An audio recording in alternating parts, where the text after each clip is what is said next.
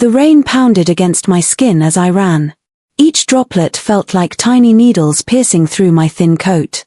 In short, painful bursts, my breath came, creating small clouds in the frigid night air.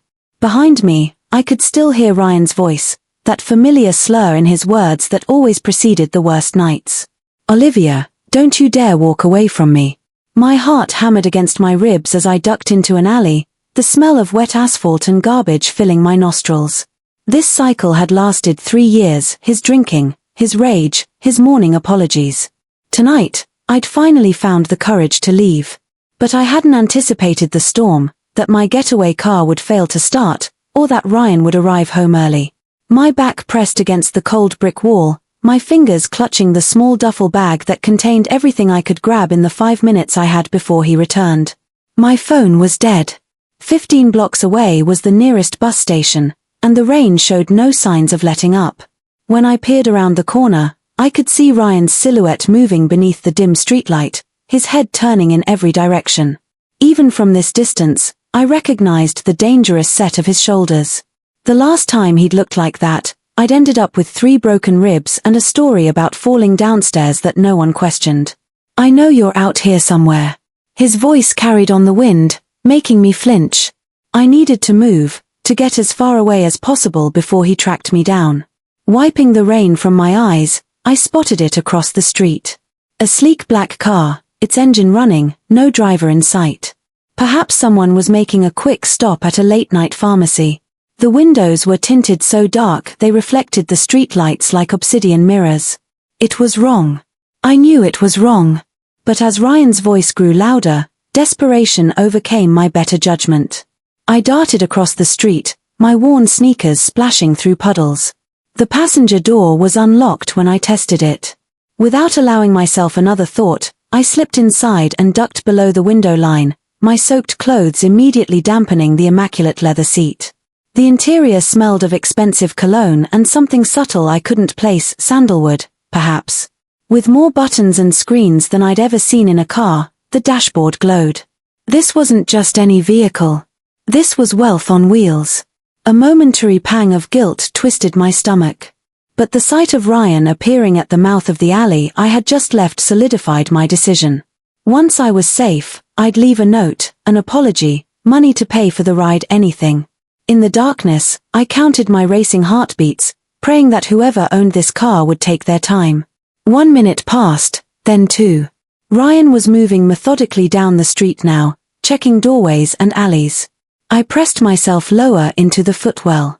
Suddenly, the driver's door opened, letting in the sound of rain before closing with a soft, expensive-sounding thud. I froze, not even daring to breathe. A moment of silence followed. Had they noticed the wet marks on their seat? Could they see me? Then a voice spoke, low and controlled, with a kind of quietness that was more terrifying than any shout. "You have exactly 5 seconds to explain why you're in my car before I have Vince here remove you permanently."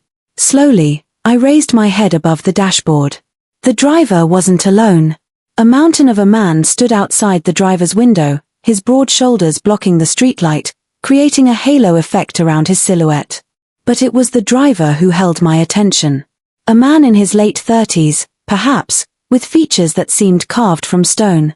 His suit was impeccably tailored, with no wrinkles despite the rain. His hands rested steady on the steering wheel, adorned with a single platinum ring on his right index finger. When our eyes met in the rearview mirror, something cold slithered down my spine. They were dark, almost black in this light, assessing me with the detached interest of someone studying an insect before deciding whether to crush it. "I'm sorry," I stammered, my voice barely audible. "I needed to hide. My ex, he's out there looking for me, and I."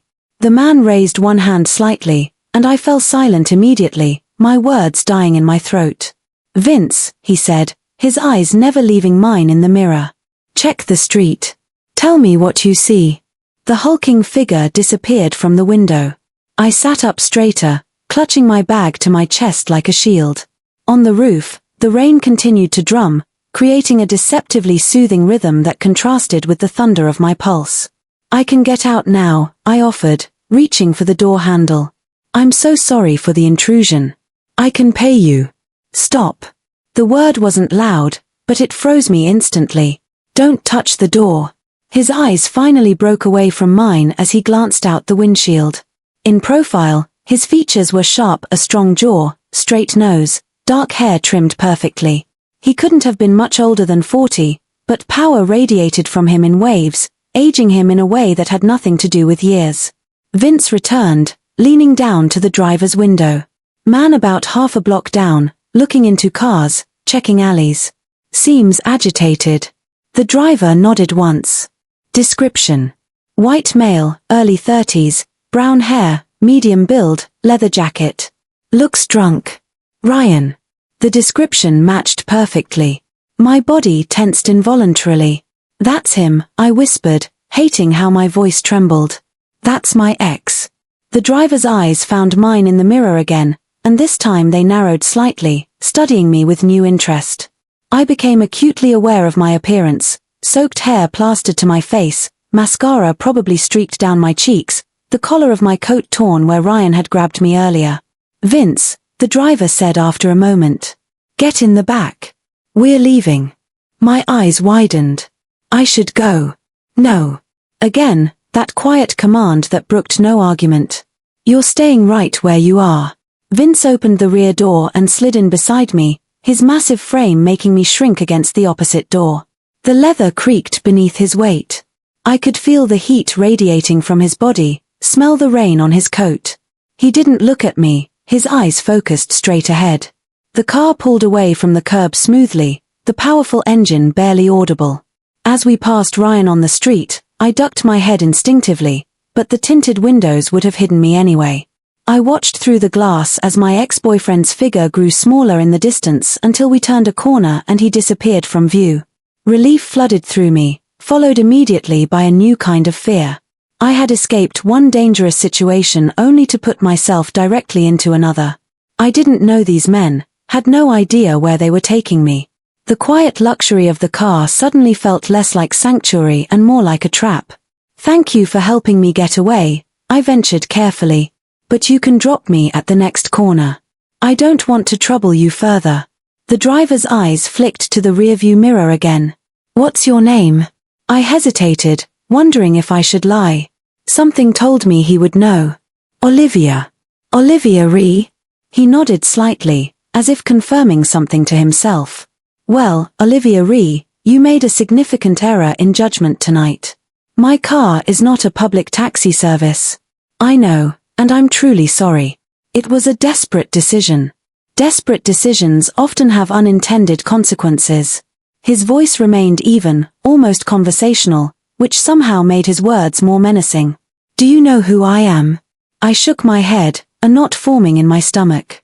Good, he replied, turning the car onto a wide boulevard I didn't recognize. That's for the best. You can call me Mr. Castellano. The name meant nothing to me. But the way he said it, as if I should recognize it, sent another chill through me. Where are we going, Mr. Castellano? I asked, trying to keep the tremor from my voice. Somewhere safe, he answered vaguely.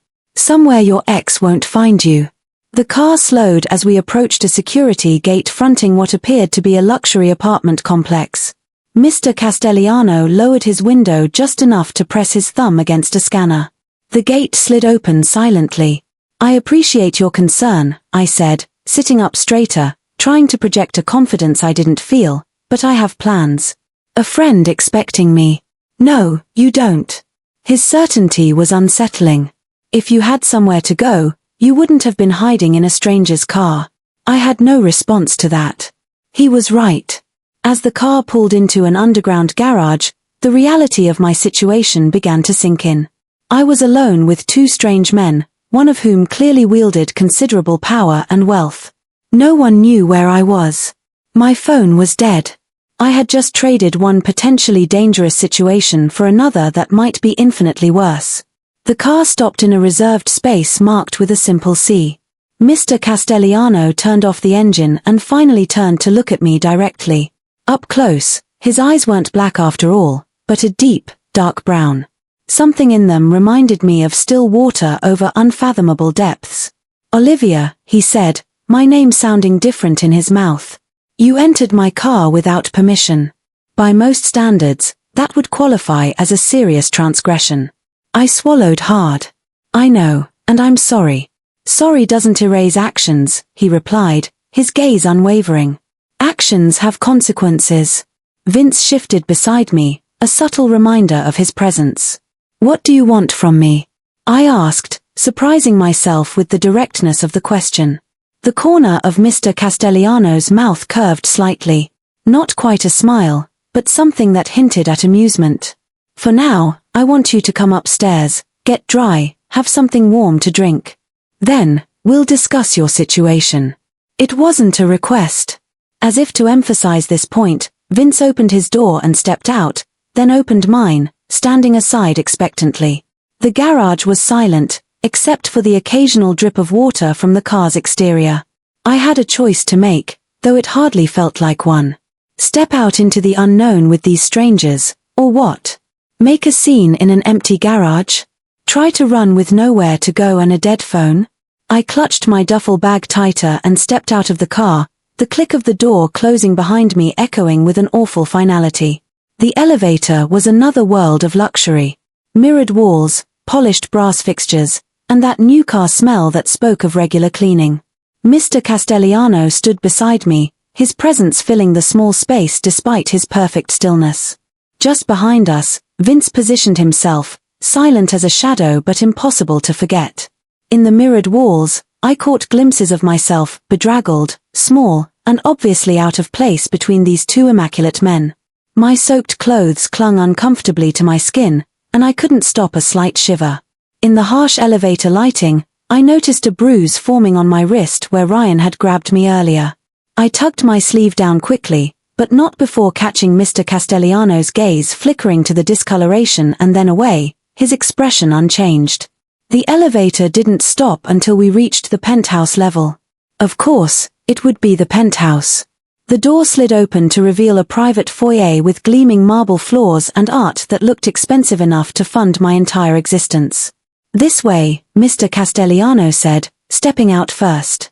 I hesitated, suddenly overwhelmed by the reality of what I was doing, following a stranger, clearly a powerful, dangerous stranger, into his private domain. Every warning I'd ever heard screamed through my mind. Second thoughts, Miss Ree? He asked without turning around, somehow sensing my hesitation. I don't think I should be here, I managed to say, my voice smaller than I intended. He turned then, studying me with those dark, unfathomable eyes. You made that decision when you chose my car as your hiding place. Now we deal with the consequences. He gestured forward. After you. Vince's solid presence behind me made it clear this wasn't a negotiation. I stepped into the foyer, my wet sneakers squeaking embarrassingly against the pristine floor.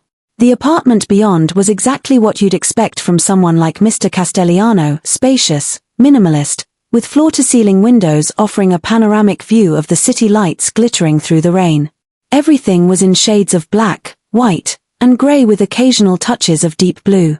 It wasn't just decorated, it was curated. Nothing out of place. Nothing personal or revealing. Vince, wait outside, Mr. Castellano said, and the mountain of a man nodded once before retreating to the foyer, closing the heavy doors behind him. Alone with Mr. Castellano, my anxiety spiked. I stood dripping on his immaculate floor, clutching my pathetic duffel bag, feeling like a stray animal that had somehow wandered into a palace. You're soaking wet, he observed, his tone matter-of-fact. The bathroom is through there. You'll find towels, a robe. Leave your clothes outside the door. They'll be taken care of. I blinked at him. Taken care of? Dried. Cleaned. His eyes narrowed slightly. Is that a problem? No, I just. What? Didn't want to be naked in a stranger's home? Didn't trust whatever taken care of might actually mean? I have some clothes in my bag. He nodded once. Fine. Go change. It wasn't kindness in his voice, more like impatience or perhaps just practicality. I headed in the direction he'd indicated, passing through a spacious bedroom that, like the rest of the place, revealed nothing personal about its occupant. The attached bathroom was larger than my entire studio apartment, all marble and glass, with a shower that had more jets and controls than I knew what to do with. I locked the door behind me, leaning against it for a moment as I tried to gather my thoughts. The woman in the mirror looked like a stranger, pale with dark circles under her eyes, wet hair plastered to her skull. A small cut on my cheekbone was beginning to swell where Ryan had struck me when I told him I was leaving. I touched it gingerly, wincing. The warm shower was a temptation I couldn't resist, though I rushed through it, afraid to keep Mr. Castellano waiting. I pulled clean clothes from my bag, just jeans and a simple sweater, nothing that matched the elegance of this place. After combing through my wet hair with my fingers, I reluctantly unlocked the door and stepped back into the bedroom. Mr. Castellano wasn't there, thankfully. I found him in the main living area, standing by the windows, looking out at the city.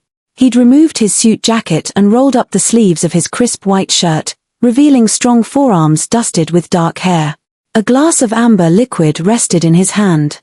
"Better?" he asked without turning. "Yes, thank you." I hovered awkwardly at the edge of the room, unsure of my place in this strange scenario. He turned then, his eyes taking me in with a quick, assessing glance. "Sit," he said, gesturing to one of the sleek sofas. "Would you like a drink?" I shook my head as I perched on the edge of the sofa. "No, thank you." He raised an eyebrow. "Are you sure? You seem like you could use one." "I'm sure," I said firmly. The last thing I needed was alcohol clouding my judgment. "Mr. Castellano, I appreciate the bathroom and everything, but I really should go." He took a seat in an armchair across from me, crossing one leg over the other with casual elegance. "Go where, exactly?" The question hung in the air between us, unanswerable. I had no place to go. That was the whole problem. "I'll figure something out," I said, lifting my chin slightly. "I always do." He took a sip of his drink, watching me over the rim of the glass. "The bruises suggest otherwise." My hand instinctively went to my cheek. "That's not." "Don't lie to me, Olivia." His voice remained calm, but there was steel beneath it. I despise dishonesty.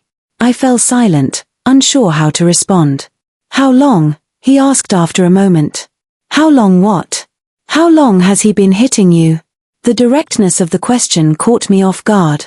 No one had ever asked so bluntly before. 3 years, I answered before I could stop myself. But not at first.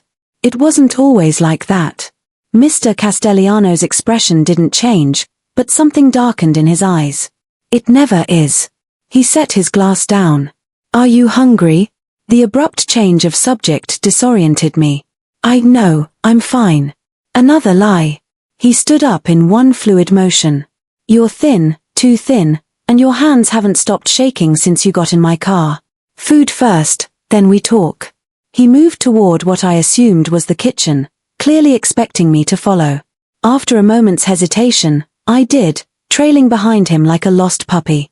The kitchen was a chef's dream, all stainless steel and marble with professional-grade appliances. Mr. Castellano moved through it with surprising familiarity, opening the massive refrigerator and examining its contents. "You cook?" I asked, unable to hide my surprise. The ghost of a smile touched his lips. "Occasionally, when the mood strikes." He pulled out ingredients with efficient movements. "Sit." I slid onto one of the high stools at the counter, watching as he began preparing something simple, an omelette, I realized, with what looked like prosciutto and some kind of expensive cheese. "I take it Ryan is the ex you were running from," he said as he worked, not looking at me. I stiffened at the sound of Ryan's name from his lips. "How did you?" "You said his name in the car." He cracked eggs into a bowl with one-handed precision. "Tell me about him." It wasn't a request. I found myself speaking almost against my will. "We met 3 years ago. I was waitressing at a restaurant he frequented. He was charming, attentive, said all the right things." The familiar story sounded pathetic to my own ears. 6 months in, he lost his temper for the first time, threw a glass against the wall, apologized profusely afterward. Blamed work stress, promised it would never happen again. "But it did," Mr. Castellano said, his back still to me. "Yes. And got worse. He controlled everything. Who I saw, where I worked, what I wore. I traced a pattern on the marble countertop with my finger. I tried to leave twice before. The first time he found me at my friend's place. The second time I swallowed hard. The second time I ended up in the hospital with broken ribs. He convinced everyone I'd fallen downstairs. Mr. Castellano turned, sliding a plate in front of me. The omelette was perfect, golden brown and fluffy. Eat, he commanded. I picked up the fork he offered, taking a small bite. It was delicious, of course. Why are you helping me? I asked after swallowing.